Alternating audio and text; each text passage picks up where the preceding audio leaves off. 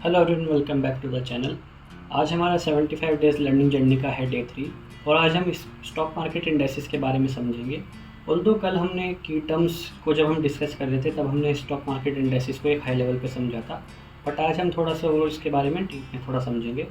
और वीडियो में आगे बढ़ने से पहले मैं एक चीज़ आपके साथ शेयर करना चाहूँगा कि ये जो हमारी 75 डेज़ लर्निंग जर्नी होगी, इसमें शुरुआत के 10-15 या 20 दिन थोड़ा थ्योरेटिकल चीज़ों पे ज़्यादा फोकस रहेगा, क्योंकि ये सीरीज़ उन लोगों को भी ध्यान में रखते हुए बनाई गई है जो भी मार्केट में नए नए हैं। तो उनके भी बेसिक कंसेप्ट्स अगर क्लियर हों तो वो ज़्यादा अच्छा होगा। और फिर लेटर वीडियोज़ में हम थोड़ा सा प्रैक्टिकल कंसेप्ट्स को समझने की कोशिश करेंगे। तो वीडियो में हम वापस से स्टॉक मार्केट इंडेक्सेस पे आते हैं।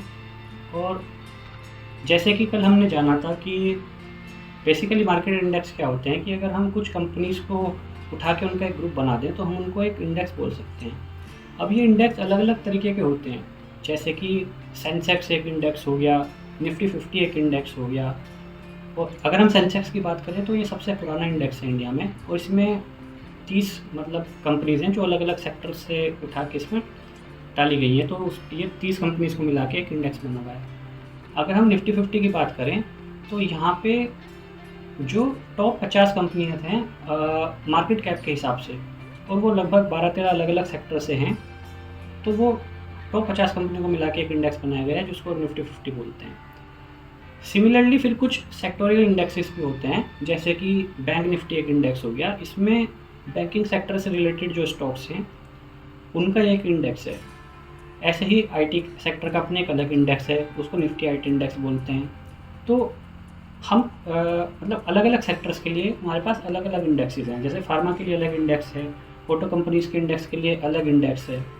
तो बैंकिंग में जैसे HDFC bank, ICICI bank, banking related stocks को मिला के एक इंडेक्स बनाया गया है। सिमिलरली आईटी वाले में उसमें TCS, Infosys, Tech Mahindra, IT related कंपनियों को मिला के एक इंडेक्स बनाया गया है। अगर हम बात करें कि इंडाइसिस कैसे कैलकुलेट होते हैं, तो सबसे पहले आता है स्टॉक सिलेक्शन। स्टॉक सिलेक्शन में क्या होता है कि पर्टिकुलर क्राइटेरियाज, जैसे कि सेक्टर के बेसिस के हिसाब से अगर हमें कोई सेक्टर इंडेक्स बनाना है तो, या फिर मार्केट कैपिटलाइजेशन के हिसाब से, या फिर लिक्विडिटी के हिसाब से कि उसके कितने शेयर्स अवेलेबल हैं, कितनी ईजिली उसमें ट्रेड हो पाता है। ऐसा तो नहीं कि मतलब ज़्यादातर शेयर्स में कुछ पर्टिकुलर एंटिटीज़ के पास ही और इतना ज़्यादा मार्केट में ट्रेडिंग नहीं हो पाई हो। तो इन सब क्राइटेरियाज के बेसिस पे किसी भी एक पर्टिकुलर इंडेक्स में शेयर्स को सेलेक्ट किया जाता है। दूसरी चीज़ आती है वेटेज। वेटेज को हम एक निफ्टी 50 के एग्जांपल से समझते हैं। जैसे कि हमने बात की कि निफ्टी 50 में 50 कंपनीज़ हैं, लेकिन वो 50 कंपनीज़ की अपनी अलग अलग वेटेज है पर्टिकुलर क्राइटेरियाज के बेसिस पे, लाइक मार्केट कैपिटलाइजेशन के हिसाब से और ये सब। तो उसमें ऐसा हो सकता है कि किसी एक कंपनीज़ की वेटेज बहुत ज़्यादा हो और किसी एक कंपनी की वेटेज बहुत कम हो। तो इसमें ऐसा होता है कि जैसे फॉर एग्ज़ाम्पल अगर हम बात करें कि निफ्टी में जैसे 50 कंपनियां हैं, उनमें हम सबसे टॉप वेटेज की एक कंपनी उठा लें और बाकी 49 कंपनीज़ को हम ये मान के चलें कि उनका प्राइस में कोई मूवमेंट नहीं आ रही है, वो फिक्स है। तो अगर वो एक कंपनी जिसका वेटेज सबसे ज़्यादा है वो अगर 1% बढ़ती है तो निफ्टी भी उस हिसाब से थोड़ा ज़्यादा बढ़ेगा कंपेरेटिवली उस कंपनी के हिसाब से जिसकी वेटेज बहुत कम है।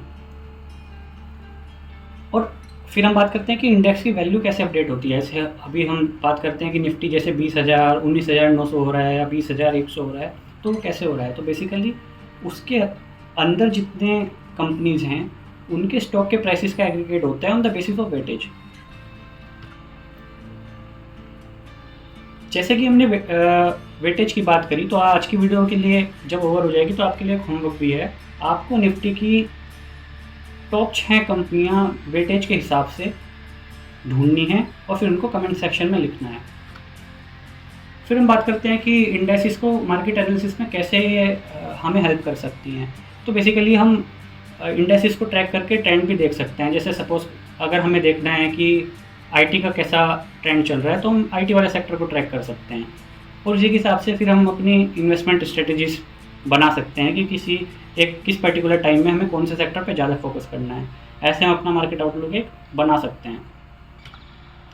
अगर हम पिछले कुछ सालों के ट्रेंड की बात करें स्टॉक मार्केट में, तो यहाँ पे एक ऑनलाइन ट्रेडिंग बहुत बढ़ चुकी है, क्योंकि जब से ये जियो वाला रिवॉल्यूशन आया है और डिजिटाइजेशन थोड़ा ज़्यादा बढ़ा है, तो ऑनलाइन होने के कारण ज़्यादातर लोग इसमें पार्टिसिपेट करने लगे हैं और रिटेल पार्टिसिपेशन इसमें काफ़ी बढ़ने लगा है। सिमिलरली इसमें टेक्नोलॉजी बहुत अडॉप्ट हो रही है इस सेक्टर में। लाइक अब तो मतलब यहाँ पर एल्गो ट्रेडिंग भी होने लगी है, जहाँ पर कि पर्टिकुलर कुछ एल्गो ट्रेडिंग यहाँ पे सॉफ्टवेयर्स हैं और एप्लीकेशंस हैं, वहाँ पे अपनी अलग अलग एल्गोरिदम्स वहाँ पे दी गई हैं, उनके बेसिस पे बाय और सेल अपने आप होता है। बस हमें तो वहाँ पे सिर्फ पैसा डालना होता है और बाय और सेलिंग उसमें अपने आप अपनी एल्गोरिदम के हिसाब से होती है। और आपने आजकल ये ग्रीन एनर्जीज़, ईवीज़, इन सब के बारे में बहुत सुना होगा, क्योंकि अभी ये जब से ये ग्रीन एनर्जी और रिन्यूएबल एनर्जी वगैरह का डिस्कशन पिछले कुछ सालों से ज़्यादा हो रहा है, तो EV related stocks, renewable energy related stocks थोड़े पॉपुलर हो रहे हैं। तो आज की वीडियो में हमने इंडेक्सेस के बारे में समझा। अपना होमवर्क पूरा करना ना भूलें और कमेंट सेक्शन में टॉप 6 कंपनियां वेटेज के हिसाब से निफ्टी 50 की जो हैं वो मेंशन करना ना भूलें। और हमने ये भी समझा कि कैसे इंडेक्सेस को ट्रैक करके हम बेटर इन्वेस्टमेंट डिसीजंस ले सकते हैं, और आप इसमें अपना होमवर्क करना ना भूलें। सीरीज़ में जुड़े रहें। Thank you so much.